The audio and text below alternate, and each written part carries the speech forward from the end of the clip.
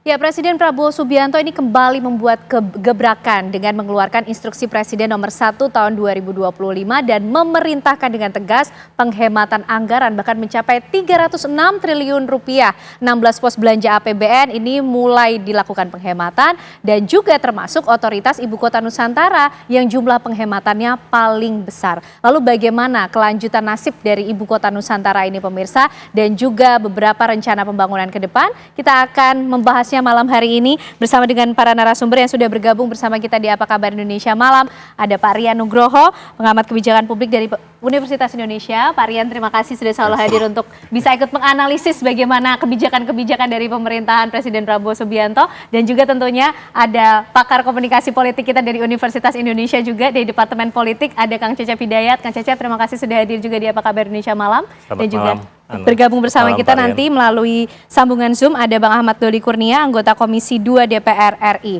Sambil menunggu Bang Doli bergabung, Pak Rian, kalau melihat perintah dari Presiden Prabowo Subianto untuk melakukan penghematan, sebenarnya niat besarnya apa sih yang dituju? Dari dimensi politik, nanti beliau nyambungkan. Memang Presiden mempunyai sebuah otoritas penuh untuk doing everything. Nah itu approach dari politiknya, tapi dari segi public policy nggak salah karena ada namanya David Osborne yang dulu menulis buku tentang Revenue Government. Tahun 99 dia nulis namanya The Price of Government.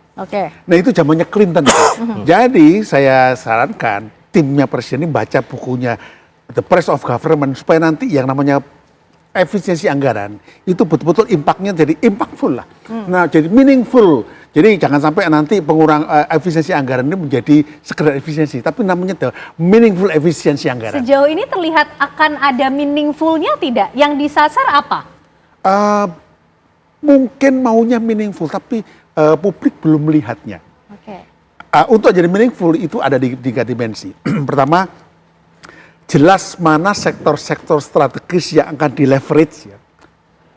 Kedua adalah jelas mana-mana sektor yang itu akan diturunkan, berarti sektor-sektor yang non strategis. Yang ketiga adalah dipastikan ini agak beda, tapi dipastikan agar tidak ada korupsi secuil pun. Karena kegiatan penghematan ini sifatnya itu keras, menyakitkan. Tapi yang membuat itu nggak menyakitkan ada yang namanya janji dan bukti bahwa tidak ada sama sekali corruption. Seperti pembenahan masalah kemarin pagar itu kan ya, selesai, bagus itu. Kemudian sekarang jadi masalah Bekasi punya tanah itu lagi, itu harus selesai. Jadi dengan demikian diimbangi gerakan yang painful tadi, gerakan yang itu memang beneficial dan itu menciptakan sebuah otoritas baru bagi pemerintahan bahwa layak untuk melakukan penghematan begitu besarnya. Nah, kalau kita bicara soal penghematan Pak Rian, ini kan pasti ada yang senang, ada yang kurang senang karena painful itu tadi. Tapi ini satu hal yang baikkah? Karena juga sempat di-mention mengenai kemudian program-program prioritas dari Presiden Prabowo Subianto, swasembada pangan, kemudian pendidikan dan juga makan bergizi gratis. Jadi begini, saya hendak ibaratkan itu garis cantik.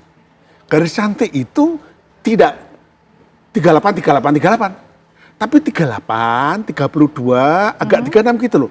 Jadi ada bagian-bagian yang itu tetap gemuk. Kita bilang kalau bilang montok itu tidak bagus lah, gemuk lah gitu ya. Ada yang harus langsing. Jadi dengan demikian porsinya.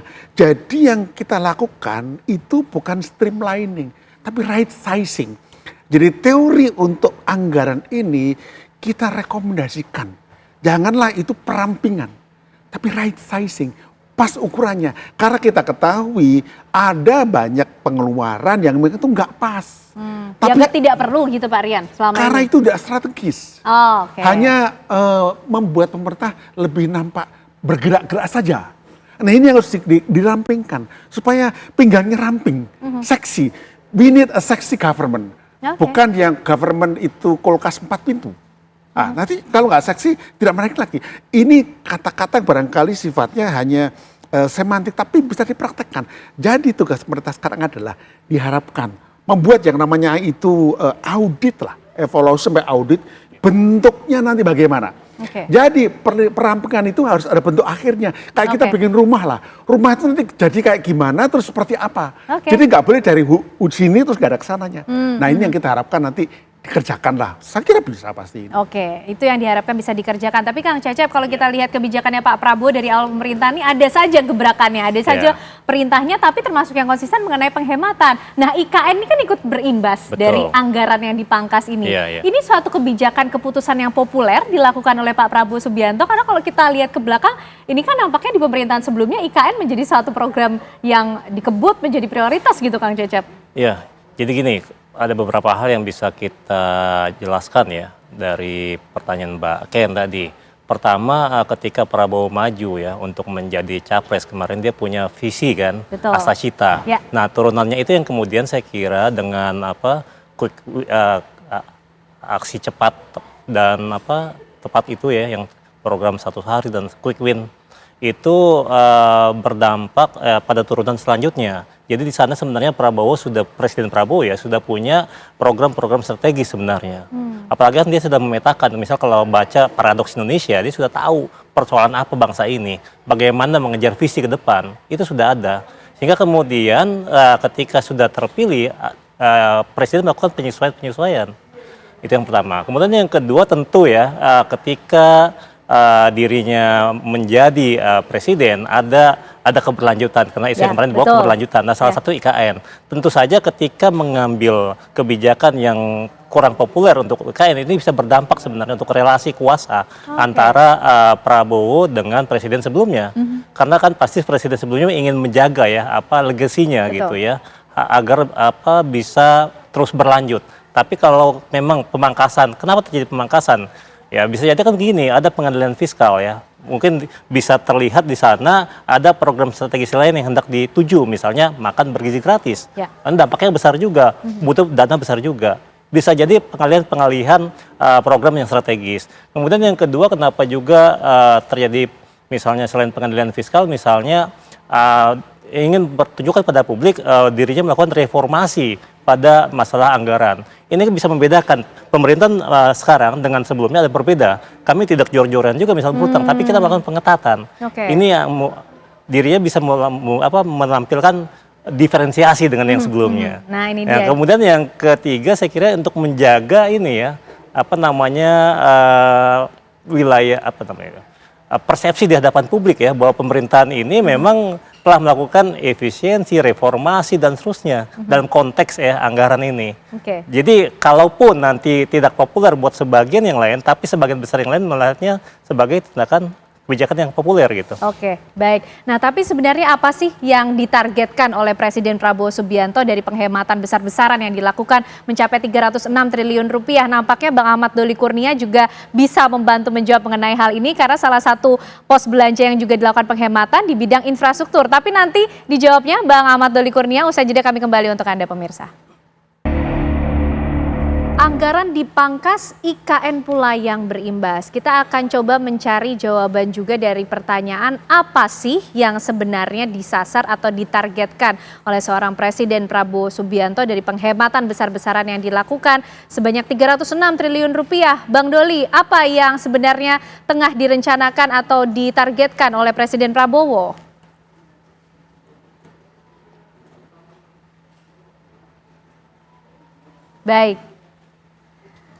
Baik, kita masih coba memperbaiki hubungan komunikasi dengan Bang Ahmad Doli Kurnia yang juga sudah bergabung melalui sambungan Zoom. Pak Rian, kembali lagi kalau kita melihat kebijakan dari Presiden Prabowo Subianto ini, termasuk infrastruktur juga yang dilakukan penghematan. 16 pos belanja di dalamnya infrastruktur, ada kemudian diturunkan secara detail hal-hal yang dirasa kurang perlu selama ini betul-betul dipangkas gitu kan. Nah, ini akan mempengaruhi berbagai rencana program yang mungkin sudah disusun di setiap kementerian kah? Efeknya akan seperti apa? Betul. Jadi akan terjadi semacam slowdown. Tapi ini memang tidak mudah untuk nggak dilakukan karena begini. Kita selalu mengatakan Presiden Prabowo mengalami dilema. Ini bukan dilema tapi astalema. Begitu banyak. Kenapa? Contoh salah satu, kita bicara agak makro dikit ya. Tahun ini kalau nggak salah kita tuh harus bayar utang 800 triliun. It's a big money. Dan ini berarti bukan masalah yang main-main. Jadi Pak Presiden tahu betul. Nah, tapi kita juga tahu tadi kita lihat Pak Presiden punya statement ya. Itu juga bagus, katakan bahwa kurangi yang sifatnya seremonial. Kita ini dalam waktu 10 tahun terakhir dan sebelumnya juga, kita habis itu seremoni. Bahkan termasuk seremoni kunjungan lomba desa. Itu Ya, sebenarnya tidak meaningful tadi. Meaningful. Oke. Jadi what we call meaningful efisiensi ini menjadi agenda kita. Nah, pertanyaan bagaimana dengan yang namanya anggaran infrastruktur tadi? Nah, teman-teman di pembangunan infrastruktur harus mempunyai kemampuan untuk menawarkan kembali what is the meaningful infrastructures. Kalau itu ada, ajukan. Tapi kalau enggak, ya turunkan. Karena di dalam kajian kita yang belum selesai ya, pembangunan infrastruktur kita itu banyak kecenderungan bahkan not meaningful sebagai teori. Contoh, pembangunan jalan tol antar di Indonesia itu Jawa atau apa. Indonesia itu negara kepulauan. Jalan tol itu bagusnya hanya untuk kawasan kontinental, Amerika Serikat, China, Eropa gitu kan ya. Kita tuh apa? Jalan kereta api. Itu. Jadi kuat teori pun kita punya pembangunan infrastruktur itu nggak meaningful. Nah itu kenapa? Kemungkinan ya karena sekolahnya di negara kontinental, nggak belajar di sekolah yang itu kepulauan. Jadi kurang tepat kebijakan. Jadi bayangkan yang saya katakan bahwa sejak teorinya membangun infrastruktur itu pun nggak meaningful, apalagi eksekusinya. Oke. Ini yang publik harus tahu supaya publik ikut mengkoreksi. Oh enak naik jalan tol. Iya tapi jalan tol dibuat jeret gitu kan ya. Kesana 10 kilo, kini 10 kilo, sawah hilang. Betapa inefisiensi. Itu nggak pernah dihitung. Kenapa? Nggak ada namanya literasi kebijakan untuk publik. Yang dibolehkan adalah nanti kalian kalau pulang kampung lebih lancar. Iya, tapi yang namanya cost untuk yang namanya swasembada pangan kena. Maka sekarang Pak Prabowo juga berbicara bagaimana swasembada. Dia dengan demikian teman-teman di infrastruktur apapun dikerjakan evaluasi lagi. Mana itu yang meaningful, mana yang enggak. Ya. Meaningful itu sejak dari mana? Sejak teorinya, bener enggak ini?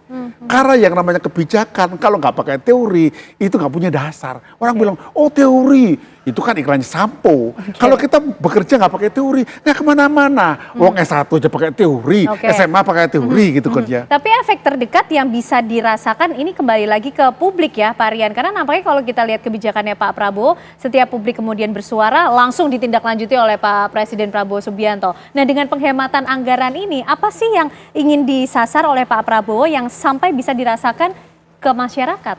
Begini, satu hal yang mudah-mudahan ini sesuai ya, Presiden harus mengajar kepada masyarakat, kita harus belajar mencukupkan. Kita itu masyarakat yang itu semuanya mau dibeli, dimiliki gitu loh. Kita belajar mencukupkan gitu loh. Karena enough is enough. Nah dengan demikian the culture yang harus dikembangkan kita adalah mencukupkan. Karena misalnya jalanannya nggak ada, loh apakah harus ada seperti itu? Sekarang contohnya di daerah katakanlah Papua ya, dibangun jalan dari kota A ke kota B. Yang untung siapa? Mohon maaf, barangkali bukan masyarakat setempat, tapi yang punya mobil, yang punya toko, dan mereka bukan setempat.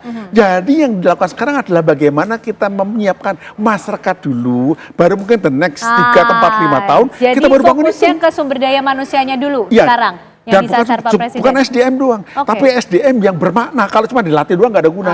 Begini contohnya. Jadi contoh waktu kita membangun jalan tol ya di Jawa itu, situ ke situ. Tapi apa yang terjadi? Peningkatan ekonomi nggak ada. Karena dari ujung ke ujung nggak ada develop. Misalnya industri apa. Bahkan di Jawa Tengah Utara, Pantura itu pada mati UKM-nya. Karena nggak connected ini. Jadi yang terjadi adalah kita membangun namanya konektivitas tapi antar sektor, antar pelaku disconnected. Ini berat loh ini. Termasuk yang harus dicukupkan nampaknya pembangunan IKN menurut Pak Prabowo. Karena termasuk paling besar. Gini, pembangunan ibu kota itu memang harus bahasanya bukan ideal tapi rasional. Ada tahapan-tahapan yang itu memang harus dilalui dan tidak bisa instan. Nggak jauh-jauh. Misalnya ya kita bicara teknis saja. Ketika tanah dimampatkan, dia perlu waktu. Jadi mungkin aja ini dilambatkan, mungkin pemampatannya belum siap gitu. It could be. Karena IKN juga nggak transparan, dibangunnya kan bagus-bagus semuanya, glorifikasi. Nah sekarang saya kira komunikasinya adalah, oh memang IKN perlu bernafas.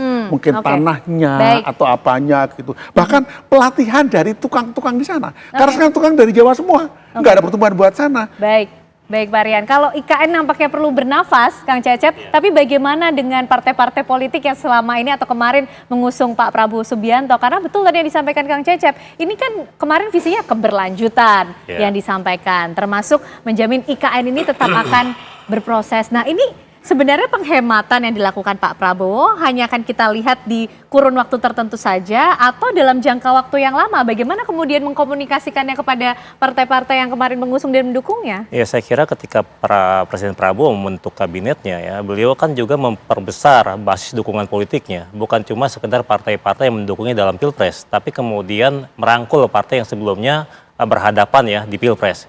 Itu yang pertama. Sehingga apa? Sehingga kemudian ketika katakan ada shifting ini kan, perubahan, saya kira akan terjadi komunikasi politik. Dan dengan kabinet yang gemoy ya, yang besar ini, itu sebenarnya berusaha mengakomodasi banyak kepentingan dan tinggal disampaikan ke partai pendukung dan juga bukan juga partai, kekuatan pendukung pemerintahannya terjadi perubahan atau shifting seperti ini, dan saya kira dengan komunikasi yang dibangun itu bisa menerima ya. Jadi ya seperti saya bilang tadi, ini kan ketika kita bicara masalah pengendalian fiskal, ada utang. Oh ternyata ini harus dihemat. Jadi justru ada Presiden Prabowo juga populer untuk pihak yang lain sebenarnya. Jadi komunikasi yang dibangun, dan saya kira sekarang juga kekuatan politik sebagian besar partai juga kan mengambil posisi yang mendukung Presiden Prabowo ya, termasuk yang di luar pemerintahan akan mendukung dengan kritis katanya, gitu ya. Iya, tetap kritis gitu. Tapi tetap mendukung gitu. Tetap harus apalagi kemudian memang ketika pemilihan, memang kita nggak dalam posisi pro atau kontra terhadap IKN, tapi ketika ada pemilihan itu ada deretan yang terlalu dipaksakan. Akan berkantor di sana dalam waktu 3 bulan. ASN akan pindah. Tenggat waktu segini, mundur lagi sampai Januari itu mundur lagi. Ini kan berarti ada hal yang dipaksakan sebenarnya. Kok bisa gitu pemerintah ya itu kurang tepat dalam menghitung hal demikian. Itu, nah, artinya apakah sikap yang diambil oleh Presiden Prabowo Subianto ini sekarang sudah rasionalitas di atas semuanya? Ini nanti juga akan dijawab oleh Bang Ahmad Doli Kurnia yang juga masih akan bergabung bersama kita di Apa Kabar Indonesia Malam, pemirsa. Saat lagi kami kembali untuk Anda. Ya baik, sambil menunggu Bang Ahmad Doli Kurnia untuk bergabung bersama kita malam hari ini di Apa Kabar Indonesia Malam, kembali kita akan membahas mengenai kebijakan ataupun gebrakan dari Presiden Prabowo Subianto yang sudah resmi mengeluarkan instruksi Presiden nomor 1 tahun 2025 untuk melakukan penghematan. Tidak main-main, 16 pos belanja dilakukan penghematan. Kang Cecep, ini yang dilakukan Pak Prabowo semakin menunjukkan bagaimana semangat seorang Presiden Prabowo Subianto termasuk juga dari pimpinan partai politik untuk merangkul kekuatan baik yang berseberangan maupun juga yang sedari awal mendukungnya. Iya, jadi ketika hendak membentuk kabinet ya, itu kan Prabowo jelas ya mengajak semua kelompok untuk bergabung, dan ketika mengambil putusan seperti sekarang ya, apalagi ketika dirinya mendapat 58%, kemudian kemarin popular vote-nya 80% ya, tingkat kepercayaan atau yang menurut hasil survei, beberapa lembaga survei baik, itu kan akhirnya menunjukkan ya, ingin menunjukkan, mencitrakan pada publik bahwa dirinya memang bekerja untuk rakyat. Itu poin pertama. Nah, tapi kan memang bicara tentang IKN ini ya, ini memang harus hati-hati ya Presiden Prabowo. Kenapa? Ya minimal ada 3 poin ya. Ketika dia mengambil seperti ini, apa dampaknya buat IKN? Seperti judul malam ini ya. Apakah akan mengalami pelambatan pembangunan? Ya, kalau mengalami pelambatan pembangunan berarti apa dampaknya? Ya, dirinya akan berhadapan ya, mungkin akan ada komunikasi yang kurang baik dengan presiden sebelumnya. Gitu. Karena kan presiden sebelumnya saya kira berusaha menjaga ya. Tapi di sini kemudian Prabowo bisa menunjukkan pada publik bahwa dirinya memang sudah lepas dari bayang-bayang presiden sebelumnya. Ini yang pertama. Kemudian yang kedua, bisa jadi ya ketika IKN tidak menggunakan dana APBN ya, tapi kemudian ketika otoritanya ini Pak Basuki justru lebih kreatif. Misalnya dengan mengajak pihak swasta atau BUMN. Di sini bisa berjalan ya, tapi menggunakan dana investasi PPP biasanya, private partnership ya. Tapi kemudian dampak yang lain adalah potensi konflik ya pemerintah pusat dan daerah. Kenapa? Ini kan ketika membangun IKN bukan sekedar IKN ansih gitu, tapi ada daerah penyangga, wilayah Kalimantan Timur, yang mungkin warganya sudah siap-siap jadi daerah penyangga ibu kota baru gitu. Tapi ketika ini masih belum kejelasan kelihatan hilalnya, jadi persoalan gitu. Mereka bisa jadi akan punya perasaan yang berbeda relasinya dengan pemerintah pusat gitu. Oke. Ya itu kira-kira sih. Nah, Pak Rian, ini efeknya tadi lebih khusus kalau ke daerah seperti apa? Ini kan sudah ada yang mulai bersiap-siap ya, karena kalau kita lihat di pemerintahan sebelumnya nampaknya sangat percaya diri membawa ibu kota Nusantara ini loh Pak Rian. Dan kita kalau lihat kebijakan Pak Presiden Prabowo Subianto, ini sepertinya akan hangat di beberapa waktu ke depan, beberapa waktu saja, atau betul-betul konsisten sampai ke belakang penghematan yang dilakukan? Wow, pertanyaan yang berat ini. Karena begini, kita punya krisis fiskal terlalu dalam. Oke. Strategi yang dibuat oleh kita punya era sebelumnya adalah membayar utang dengan merupakan bond lagi. Atau diundurkan cara bayarnya. Ini sangat menyakitkan bagi generasi penerus. Nah, dengan demikian kalau saran saya melihat kondisi ini, pertama adalah komunikasi politik dari Pak Cep tadi katakan dari Presiden Prabowo. Jadi supaya trust-nya lebih kuat lagi, di balik penghematan ini ada yang namanya strategi untuk menjaga fiskal keuangan nasional dengan cara seperti ini. Kedua, bagi daerah. Jadi daerah sekarang diajari untuk tahu bagaimana membangun sebuah ekosistem ibu kota. Jadi gini, kalau ibu kota nggak bisa dibangun dengan dipercepat, maka bagaimana ekosistemnya? Teman-teman di Balikpapan, teman-teman dari Nunukan itu memikir bagaimana ekosistemnya. Betul. Jadi misalnya mereka drive ke sana. Dan ketiga, sepakat tadi, saya kira Pak Basuki itu kreatif kok, itu apa aja beliau bisa buatkan, beliau juga main musik juga lah, orang kreatif juga. Nah, saya kira mungkin ada banyak cara yang barangkali belum terpikir oleh kita. PPP iya, tapi saya kira agak susah sekali itu. Nah, untuk menggunakan dana abadi susah juga. Jadi dengan demikian, justru kita sekarang kita menggoda Pak Basuki lah gitu ya. Oke. Apa kira-kira the new ini supaya apa? Jadi kalau Pak Prabowo keluarkan dengan ide bahwa ini dikurangi budgetnya, Pak Basuki keluar dengan ide apa? Jadi ini seperti permainnya seimbang. Oke. Jadi sekarang yang namanya challenge sampurnya itu pindah ke Pak Basuki. Nah kita dengan Pak Basuki aja how to do this ini, develop a city without quite funding gitu kan ya. Oke. Tapi kan dengan beban ibu kota Nusantara yang cukup besar ya nilainya, Pak Rian, ini oke, Pak Basuki yang memimpin di sana. Tapi kan juga penghematan dilakukan di berbagai sektor, di pos-pos belanja. Nah ini nanti bagaimana kemudian kerjasama dari berbagai kementerian, lembaga yang, karena kan Pak Prabowo juga selalu mengingatkan kita bergotong royong untuk sama-sama membangun atau mewujudkan apa saja menjadi program prioritas di pemerintahan Pak Prabowo Subianto. Oke, pertama yang saya sampaikan tadi, ada satu hal yang belum dikerjakan oleh kementerian lembaga. Oke. Yaitu mereka melakukan sebuah strategi efisiensi. Dengan cara melakukan audit dulu, terus melakukan apa? Sekarang belum ada, sporadis saja. Ini yang belum ada. Jadi sekarang itu kalau boleh teman-teman di kementerian dan lembaga itu secepatnya selama 1-2 minggu mereka mensisir lagi. Mana yang dipakai, mana yang enggak. Memang ada banyak efek misalnya seperti mungkin rapat-rapat, kegiatan melibatkan hotel, macam-macam akan turun. Ya. Tapi ini harus dibuat sebuah kajian yang benar dulu. Nah masalah IKN tadi, saya terus terang punya strategi buat IKN, tetapi saya tidak enak saya buka di sini. Oke. Bisa, jadi IKN itu bisa dibangun even tanpa dana yang begitu besar. Sekarang ini problem kita adalah kita itu berpikir bahwa bahasa Jawa ya, jer basuki mau beyo. Untuk berhasil pakai duit. Itu pendekatan Karl Marx itu semuanya pakai materi. Tidak. Untuk membangun sesuatu itu perlu gagasan yang cerdas dan di manajemen nih. Nah, problem kita sekarang bagaimana gagasan-gagasan besar baik dari Pak Prabowo, efisiensi, membangun IKN itu dibangun eksekusinya. Makanya yang namanya ahli manajemen namanya Kaplan sama Norton, dia mengatakan execution matter. Eksekusi itu penting loh. Karena apa? Eksekusi berhubungan dengan satu. Apa itu? Cara, kedua trust, bukan uang. Oke. Kalau saya nggak percaya dengan yang bikin keputusan, ya nggak jalan-jalan. Tapi kalau saya percaya, apapun saya kerjakan. Oke. Jadi masalah kita bukan masalah hard, soft. Pendekatan kita lebih soft sekarang.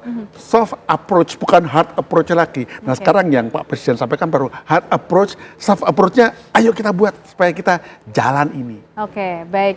Nah, Kang Cecep, ini mungkin sekaligus menutup ya. Ini efek politisnya akan seperti apa sih dengan gebrakan-gebrakan yang dilakukan oleh Presiden Prabowo Subianto, termasuk kalau kita fokus ke IKN yang berimbas dengan adanya anggaran yang dipangkas ini. Ini para politisi ataupun mungkin para partai politik ya yang selama ini mengusung ataupun juga ada di luar pemerintahan. Mereka ini akan mudah kemudian diajak berkomunikasi kah? Karena kalau kita lihat ke belakang tadi balik lagi, itu kan ada program IKN yang selama ini selalu digadang-gadang sebagai suatu bentuk keberlanjutan begitu, yang akhirnya mungkin membuat masyarakat kemarin memilih Pak Prabowo Subianto begitu. Oke, jadi saya kira Presiden Prabowo akan berhasil ya mengelola manajemen di tingkat pusat ya, maksudnya kepada partai-partai pendukung ya, untuk kemudian melakukan pemangkasan anggaran ini. Karena kan tadi pengadilan fiskal ini dilakukan untuk apa? Kita punya hutang yang besar yang itu harus ditanggulangi, jadi pengetatan itu. Kemudian pengetatan fiskal juga atau anggaran ini dilakukan untuk apa? Karena Presiden Prabowo punya kebijakan strategis yang lain yang mungkin itu menjadi legasinya ke depan, yaitu makan bergizi gratis. Sehingga kemudian hal yang lain ya itu yang kemudian selanjutnya bagaimana dengan IKN ini dampaknya. Memang akhirnya kan kemarin sudah dipanggil juga ya Menko Infrastruktur misalnya atau Pak Basuki sendiri misalnya. Dan memang ada beberapa opsi sebenarnya yang tadi saya sampaikan. Kalau memang ini dilakukan berarti akan ada pelambatan pembangunan. Ya dampaknya ya pembangunan IKN maksudnya ya. Itu dampaknya saya kira nggak akan di tingkat pusat ya, itu Prabowo akan bisa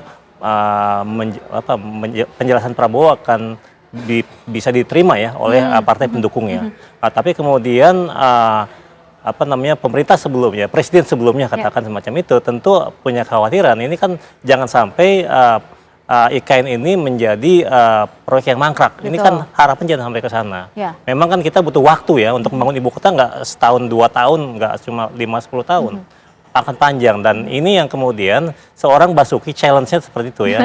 Bagaimana dia harus lebih kreatif. Karena kalau dia menggunakan APBN ya tentu dengan dipangkas akan diperlambat. Tapi kemudian bagaimana seorang kepala otorita bisa mencari ya tadi entah dengan kreativitasnya masing-masing ya, kreativitas yang bersangkutan, atau yang selanjutnya ya memang akan benar-benar selesai gitu. Jadi pilihannya ya memang akan pelambatan atau tetap jalan dengan dana yang mungkin dari pihak ketiga atau selesai gitu. Tentunya kita masih tunggu ya nanti kira-kira bagaimana dampak yang akan ditimbulkan. Harapannya tentu penghematan yang dilakukan ini bisa memberikan suatu manfaat besar bagi lebih banyak masyarakat untuk bisa dirasakan. Terima kasih Pak Arya Nugroho, terima kasih Kang Cecep malam hari ini sudah bergabung di Apa Kabar Indonesia Malam.